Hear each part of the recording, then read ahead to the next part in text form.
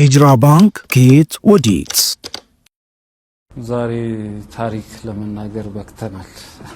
አልহামዱሊላህ እንዴት ከኢንዱስትሪው የተገፋ ማህበረሰብ ወይ ደግሞ ይሄን አገልግሎት ማግኘት ያልቻለ ወለድን የሚጠየፍ ማህበረሰብ እንዴት እድሉ ማግኘት ይችላል ከሚል ነበር የተነሳ ነው።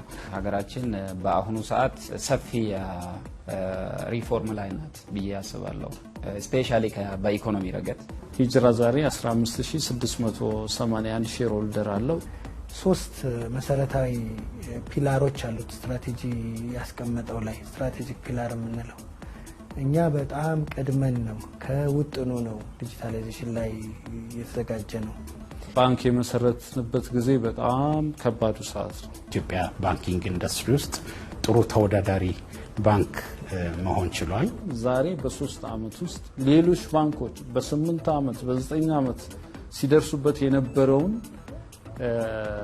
እምርታ እኛ 1 አመት ከ8 ወር ውስጥ አምጥተናል። የመጀመሪያ ባንክ ፕሮፊታብል ባንክ። ብዙ ነን ሙስሊሞች ሼር ሆልደሮች አሉ ሂጅራ ላይ። ብዙ ማኔጅመንት ደረጃ ስታፎች አሉ፣ ከስተመሮች አሉ እኛ ጋር መጥቶ ሚሊየንስ ኦፍ ብዙ ሚሊዮኖቹን እኛ ጋር መጥቶ ፋይናንስ የወሰዱ ደንበኞች አሉ። ስለዚህ ሂጅራ ባንክ የሁሉም ነው፣ አካታች ነው። የኛ ፊሎሶፊም ደግሞ ኢንክሉሲቭነስ እና ዳይቨርሲቲ ነው። እሁድ ምሽቱ 2 ሰዓት ላይ ጠብቁን።